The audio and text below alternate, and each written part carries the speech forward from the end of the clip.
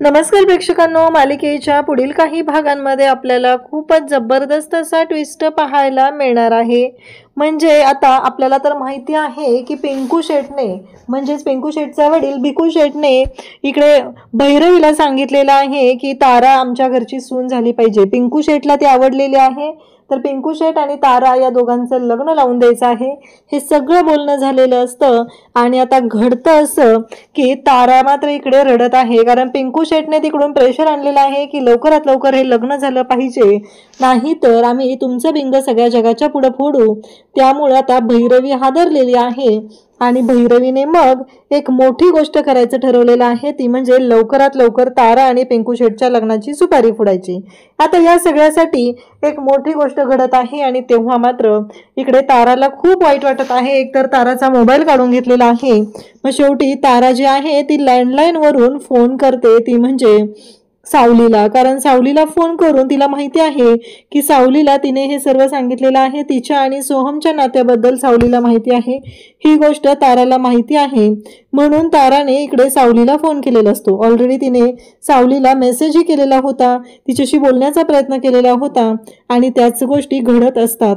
तेव्हा मात्र आता ताराचा फोन आलेला आहे आणि तिला सोहमशी बोलायचं आहे, त्यामुळं सावली सोहमला आणि बबलूला बोलवून घेते, सोहमकडे फोन देते। सोहम तिथेच बोलत असतो, तारा मात्र इकडून खूप रडत असते। तारा म्हणत असते की सोहम मला हे लग्न नाही करायचं, कारण सावलीने सोहमला सांगितलेलं होतं की ताराचं जे लग्न होते ते तिच्या मनाविरुद्ध होते, कारण तिला त्या पिंकू शेट म्हात्रे बरोबर लग्न करायचं नाही।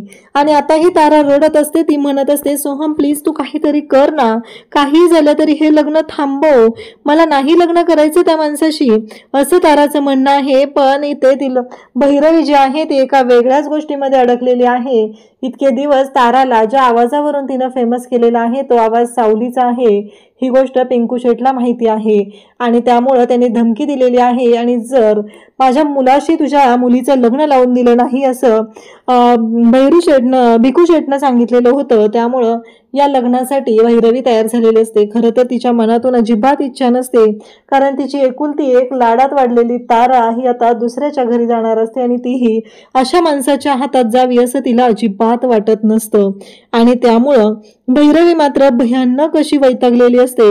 इकडे सोहम सांगत असतो की सावली वहिनी काय करायचं, मला तर कळतच नाहीये की आता कशा पद्धतीने गोष्टी सॉल्व्ह करायच्या आहेत। इकडे तारा तर ढसाढसा रडत आहे, तेव्हा सावली आणि त्याचबरोबर बबलू दोघही इकडे सोहमला सांगतात की आता हे सगळं आपण तिलोत्तमा मॅडमना सांगितलं पाहिजे, आणि जर तिलोत्तमा मॅडमना ह्या गोष्टी आपण सांगितल्या तर एक महत्त्वाची गोष्ट आहे, आणि ती म्हणजेच की जर तिलोत्तमा मॅडमच्या कानावरती हे सगळं जर आपण घातलं तर एक चांगली गोष्ट होऊ शकते की तिलोत्तमा मॅडम या गोष्टीला कधीच नकार देणार नाहीत, असं यांना सगळ्यांना वाटत आहे। आणि त्यामुळं त्या दोघांनी आता त्याला सांगितलेलं आहे की तू जाऊन तिलोत्तमा मॅडम बरोबर बोल, हे सगळं घडलेलं असतं। आणि तेव्हा मात्र आता सोहम तिलोत्तमाशी बोलायला येतो, तिलोत्तमाला म्हणू लागतो की आई मला तुला एक गोष्ट सांगायची आहे, अगं तारा आहे ना, तिच्यावर माझं खूप प्रेम आहे, आमच्या दोघांचंही एकमेकांवरती प्रेम आहे, मला तारासोबत लग्न करायचं आहे।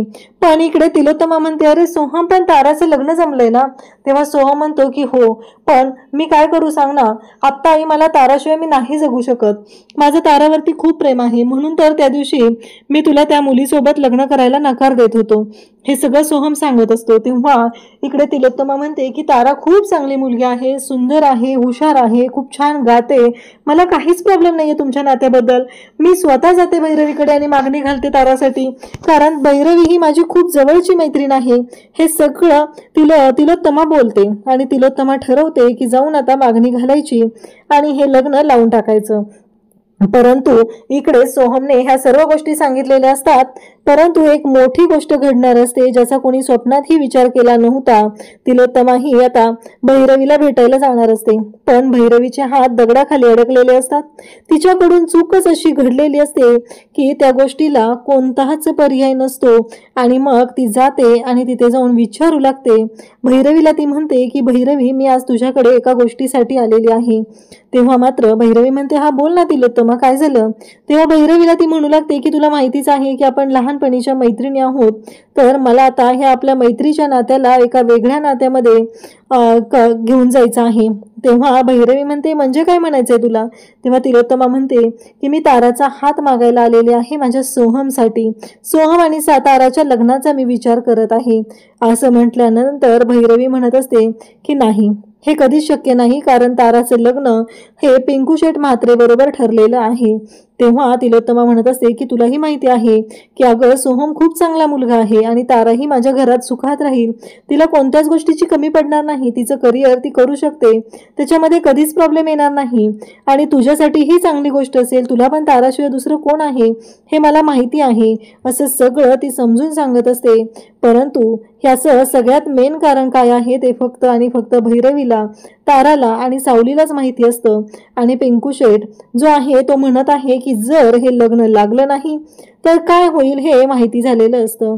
त्यानंतर इकडे ती समजून सांगते अगं आपले मुलं सुखात राहतील, आता मी तुला खरंच मागणी घालत आहे. तेव्हा भैरवी म्हणते की नाही, तू जाऊ शकते, मी ताराचं लग्न ऑलरेडी ठरवलेलं आहे, त्यामुळे हे लग्न होऊ शकणार नाही, मी तुला नकार देते. हे ऐकल्यानंतर मात्र तिलोत्तमा म्हणते बघ भैरवी, मी जर आत्ता परत गेली तर माघारी पुन्हा कधीच फिरणार नाही. आपल्या दोघींमधलं मैत्रीचं नातंही संपेल. तेव्हा भैरवी म्हणते की हो चालेल, मला माहिती आहे, मला त्या गोष्टींची कल्पना आहे, असं ती सांगते. आणि तेव्हा मात्र खूप मोठा धक्का बसलेला असतो. तिलोत्तमाला विश्वासही बसत नाहीये की भैरवी आपल्यासोबत असं वागेल, असं तिला स्वप्नातही वाटलं नव्हतं. आणि भैरवीने स्पष्टपणे या लग्नाला नकार दिलेला असतो. तेव्हा तिलोत्तमा आता तिथून बाहेर पडते. तिलोत्तमाला कळत नाहीये की नक्की काय करायचं आहे. इकडे ताराने तिच्या बाजूने सगळे प्रयत्न करून झालेले असतात, परंतु पुढे आता काय होणार आहे हे माहीत नसतं. आणि इकडे भैरवी तिलोत्तमाला सांगते की जाऊ शकतेस तू, कारण हे जे लग्न आहे ते पिंकू शेठ बरोबरच होणार आहे. ताराचं लग्न हे त्यांच्या तिथेच होणार आहे, त्याच्यामध्ये त्या काहीही बदल होणार नाही. भैरवीला खरं तर मनातून खूप वाईट वाटत असतं, कारण भैरवीलाही असं वाटत होतं की खरंच सोहमसारखा मुलगा आपल्या ताराला शोधून सापडणार नाही. खूप चांगला आहे, खूप देखणा आहे, खूप हुशार आहे, परंतु आत्ता ती काहीच करू शकत नसते. इकडे दिवस उजाडतो आणि ताराची सुपारी फुटण्याचा कार्यक्रम असतो तो सुरू झालेला असतो. आणि त्याचबरोबर ताराला आता तिथे अजिबात थांबायची इच्छा नसते. ताराचा चेहरा रडवेला झालेला असतो, कारण तिचं सोहमवरती मनापासून प्रेम असतं. एक तर तिला हे करिअरही करायचं नव्हतं, गाण्यामध्ये तिला करिअर करण्यामध्ये अजिबात इंटरेस्ट नाही, परंतु पहिल्यापासून भैरवीने तिला ते करायला लावलेलं होतं.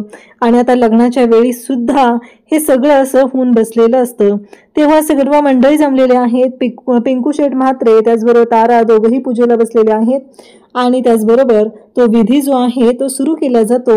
आणि भैरवी मात्र पाहतच राहते, तिच्या डोळ्यातूनही पाणी येत असतं. इकडे ताराही रडत असते, कारण पिंकू शेठ सारख्या मुलाशी लग्न लावून देणं ही गोष्ट अजिबात भैरवीला पटलेली नसते आणि तेच घडत असतं. तेव्हा मात्र इकडे आता भैरवी जी आहे ती विचार करू लागते की आता करायचं काय, कारण हे तिच्यामध्ये ती चांगलीच अडकलेली असते, म्हणून हे सगळं घडत असतं.